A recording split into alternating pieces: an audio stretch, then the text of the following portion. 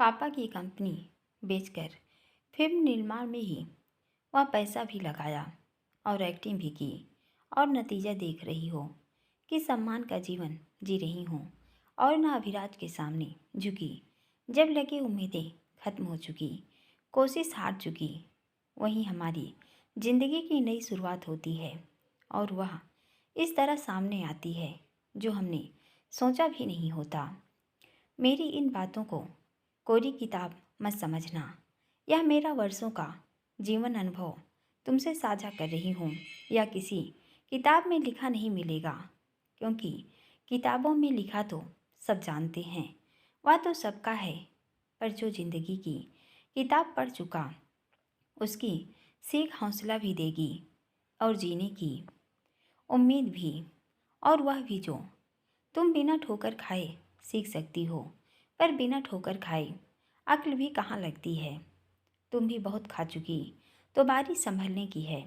भूल जाओगी किसने तुम्हारा अपमान किया, तुम्हें ठगा, धोखा दिया। छोड़ दो जो पुराना है, जैसे सांप कुछ समय बाद पुरानी हो चुकी केचुली बदलता है। तुम भी पुराना चोला उतार फेंको और नई शुरुआत करो। उठो और जाकर नहा लो। तैयार होकर जल्दी से नीचे आ जाओ, तुम्हारी पसंद का खाना बनाया है। उन्होंने उसके दोनों कंधे दबाए। वो कुछ नहीं बोली तो उठकर बाहर चली गई। आहाना भी थोड़ी देर बैठी रही और फिर उठ गई। कमरे की खिड़की पर अभी भी वही नीले रंग के रेशमी पर्दे टंगे थे, जिन्हें देख वह कितनी खुश हो गई थी। दोनों हाथ बढ़ा उन्हें खोल दिया तो रोशनी से कमरा भर गया। अब टॉवेल उठाकर वॉशरूम में बढ़ गई। शावर खोल दिया और उसकी ठंडी फुहारों से वह तरोताज़ा महसूस कर रही थी।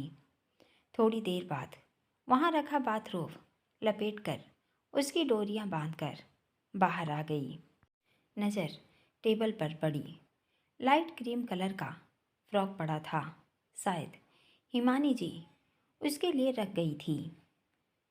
उठाकर पहन लिया और शीशे के सामने खड़ी होकर बाल संवारे और कमरे से बाहर निकल कर आ गई कि तभी नज़र उस रेलिंग पर पड़ी जब भूमिक ने खुद को बचाने उस पर रिंग चोरी का आरोप लगा यहाँ से गिराना चाहा था। पैर ठिठक गई। नज़र भूमिक के कमरे की तरफ घूम गई। वहाँ से उसी यहाना की बेबस चीखें सुनाई दी, जो किसी तरह अपनी इज्जत बचाकर कांच से घायल पैर से चलती अपने कमरे तक गई थी, इस वादे के साथ कि अब कभी इस घर में नहीं लौटेगी। आहाना आ जाओ।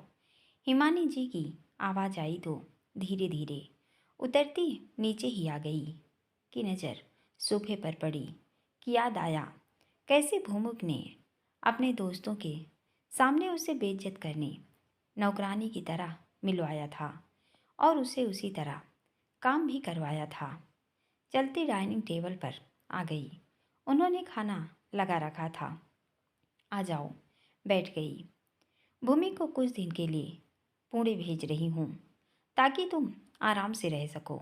वही मुस्कुराई और उसका खाना सर्व करने लगी। इस नकुली दुनिया में बस यही मुस्कान है जो उसे सच्ची लगती है, बाकी सब झूठी। अर्चित आ रहा है कल। अच्छा हाँ, बहुत समय से यूरोप टूर पर है, कुछ दिन के लिए आ रहा है। बता रहा था अब कि अफ्रीका जाएगा वाइल्ड लाइफ सेंचुरी की फोटोकॉपी के लिए। जब से उसने वो एग्जीबिशन जीता तो पीछे मुड़कर नहीं देखा। कह रहा था आहाना उसके लिए लकी है। इस बार आऊँगा तो उसको मिलकर जाऊँगा और तुम यहीं आ गई। बड़ा ही खुददार है वो भी, तुम्हारी ही तरह कहता है जो करूँगा अपने दम पर करूँगा। हिमानी जी आहाना का टूटा विश्वास वापस लाने और उसका बिखरा हौसला समेटने की भरपूर कोशिश कर रही थी।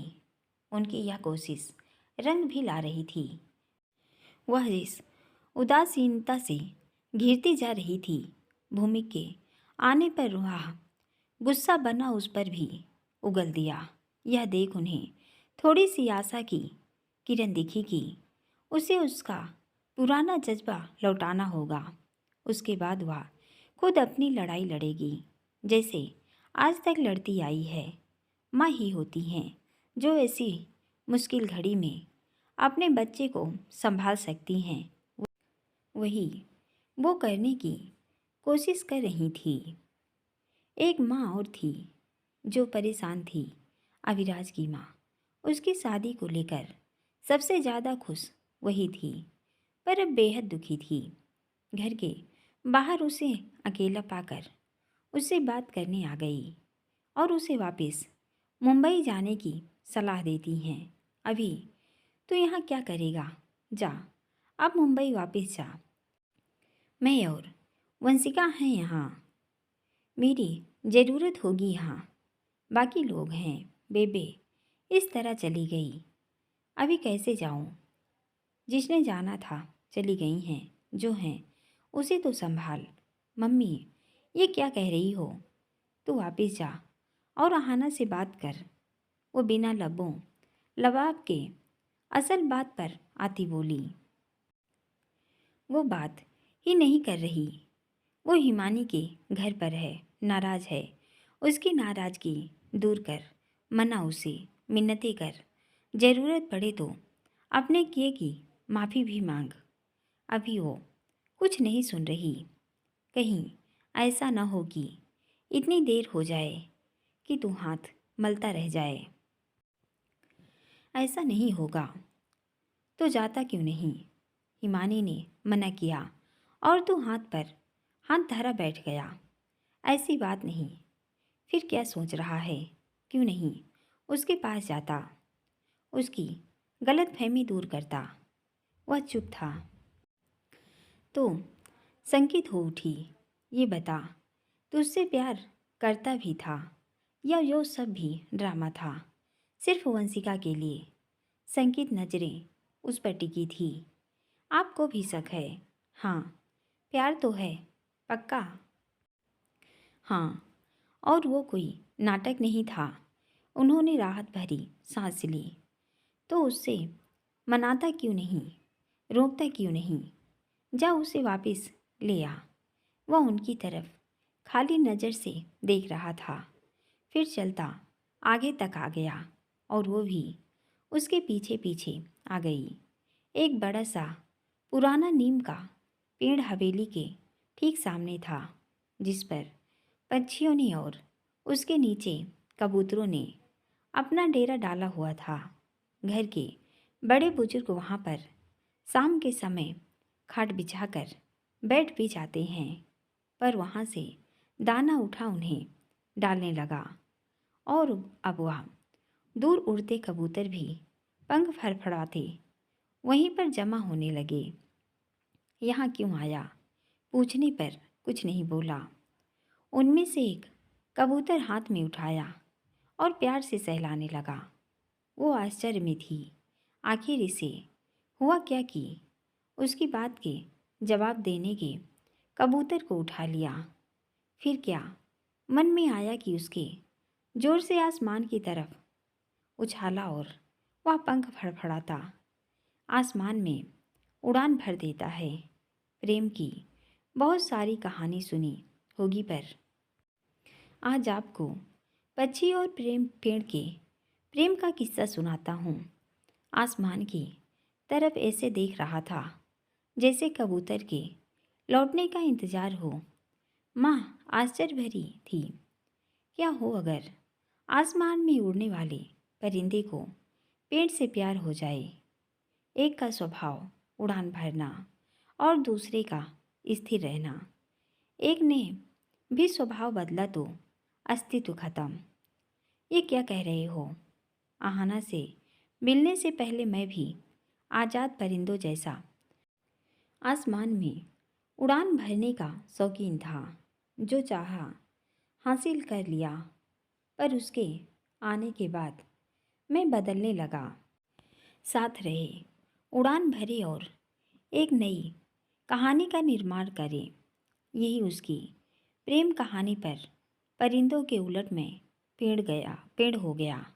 पक्षी और पेड़ का प्रेम कैसे निभाया होता। एक उड़ सकता था, दूर स्थिर, उस उसे हवा दी, आसानी से पंख फैला सके। भूख लगी, फल दिए, और जब थकने लगी तो आसरा भी दिया। दोनों का प्रेम निस्वार्थ था। पेड़ नीड बनाने जगह दे सकता है, पर पक्षी को छोड़कर न जाने को मजबूर नहीं कर सकता। हमारा प्यार भी ऐसा ही है। मैंने उसे हमेशा आज़ादी दी है। अपने स्वभाव के उलट प्रेम में मैं पेड़ हो गया। यही उसका और मेरा रिश्ता है। क्या पेड़ पक्षी को कैद कर सकता है? वह उनकी तरफ देखने लगा।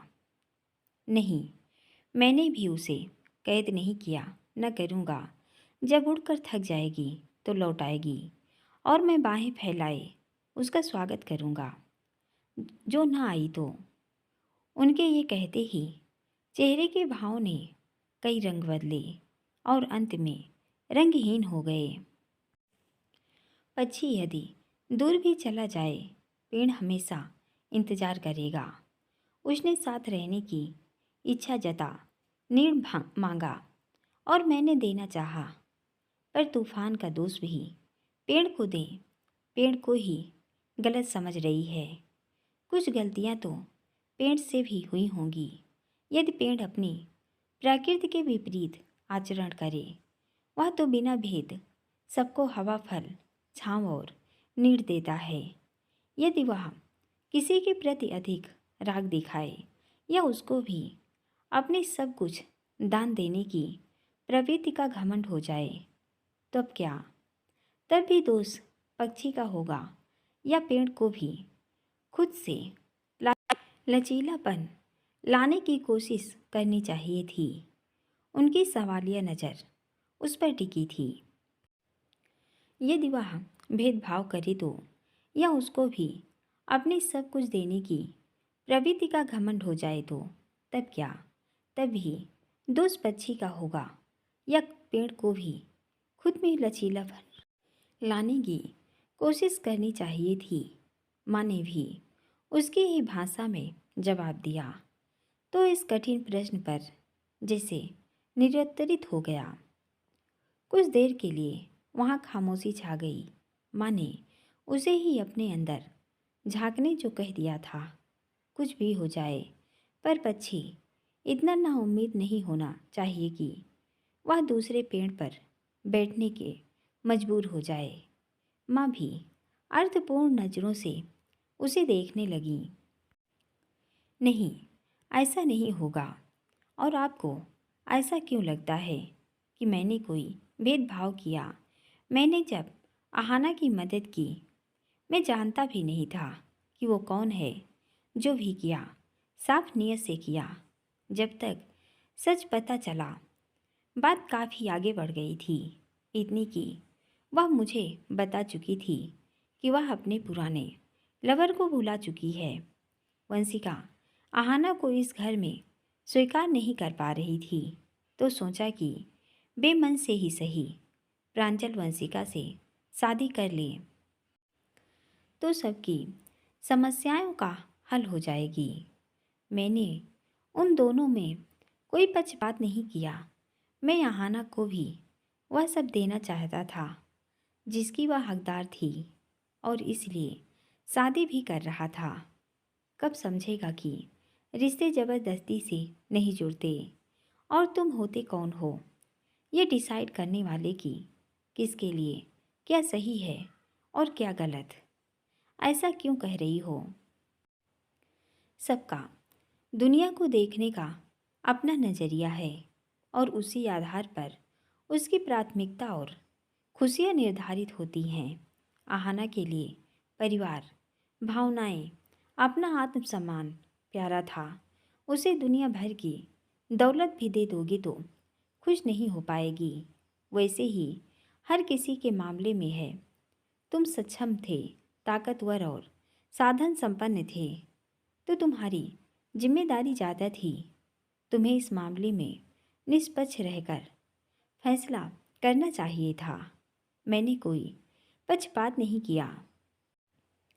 जब तुम्हें पता चल गया था कि अहाना जिस लड़के से प्यार करती थी वह प्रांजल ही है और तुम उन्हें दूर करने की दोषी, तो अपनी गलती सुधारने की बजाय तुमने गलतियों पर गलतियां की। वंशिका से इतना बड़ा ड्रामा करवाने के बजाय खुद अहाना या प्रांजल से पूछ लेते। अगर अहाना यह स्वीकारती कि वह अब भी प्रांजल से प्यार करती है तो तुम्हें उन दोनों को मिलवा देना चाहिए था, पर तुमने अपनी और वंशिका की सोची, इसलिए स्वार्थी नजर आए।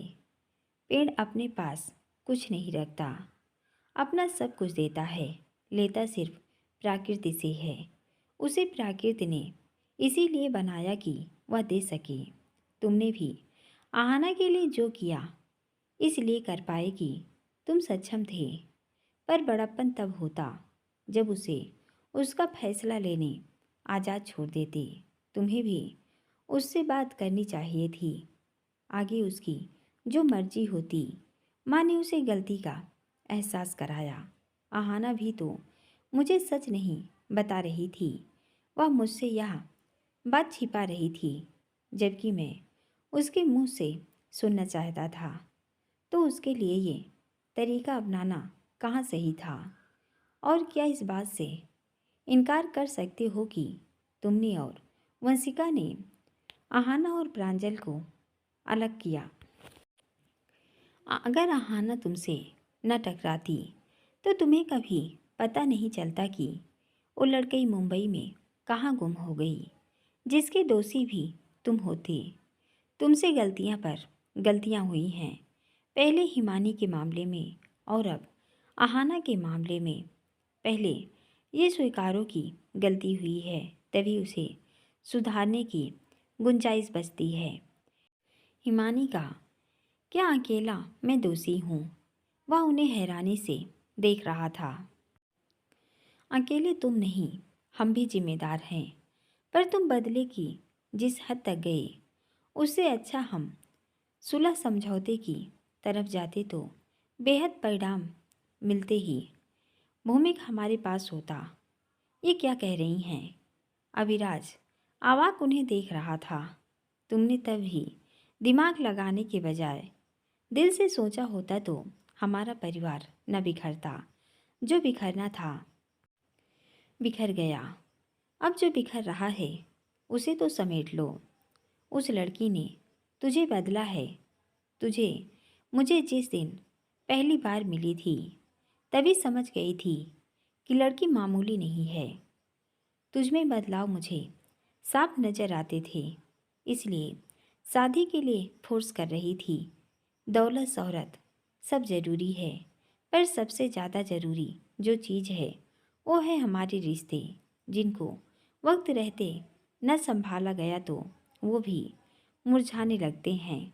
अभी तो जवान है, सब कुछ करने में सक्षम है, पर एक समय बाद शरीर पर बढ़ती उम्र का असर नज़र आने लगेगा। शरीर कमज़ोर होने लगेगा, अपने भी दूर होने लगेंगे। उस समय ये धन दौलत कुछ भी काम नहीं आएगा। काम आएगा तो वो आत्मीय रिश्तों की पूंजी जो हमने जीवन भर जोड़ी, और अपनी औलाद औलाद भूमिक जैसी हो तो उससे अच्छा तो बिना औलाद के ठीक है। उसने नाक भाव सिकोड़ी। भूमिक जैसी नहीं होगी, न वंशिका जैसी। अगर बच्चे आहाना और अभी के होंगे। चेहरे पर मुस्कान आ गई। हम उन्हें वो स्वच्छ माहौल देंगे जो भूमिक और वंशिका को नसीब नहीं हुआ। अब तू भी अपना घमंड छोड़ और जा, मेरी नूह ने वापस ले आ, कैसे भी करके। पर वो हिमानी के घर पर है। हिमानी से माफ़ी मांग ले तो इनकार नहीं कर पाएगी। ये क्या कह रही हैं? ये कभी नहीं होगा। मैं माफ़ी मांग लूँगी, पर तू जा, ये मुझसे नहीं होगा। तो क्या आहाना से दूर रह पाएगा? तूने थोड़ी देर पहले स्वीकारा कि तू उससे प्यार करता है, जिससे प्यार हो, अगर वो दूर हो जाए तो उस तड़प से तू जिंदगी भर तड़पेगा। कोई भी उसकी जगह नहीं ले पाएगी। जो पेड़ पक्षियों के कलरव सुनने का आदी हो, वो बिना उसकी आवाज़ सुने मुरझा जाएगा। ऋतु बदलेगी, नए पत्ते आएंगे, पक्षी लौट आएगा। हो सकता है ये तेरा गुमान हो, इधर आ।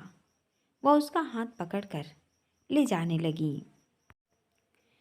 कहाँ ले जा रही हैं वे उसे थोड़ी दूर एक बड़े से घने वृक्ष के पास ले आईं, जिसको एक अमर बेल से घिरा हुआ था, जिस कारण पेड़ की वृद्धि रुक गई थी और उसके पत्ते भी पीले पड़कर झड़ने लगे थे।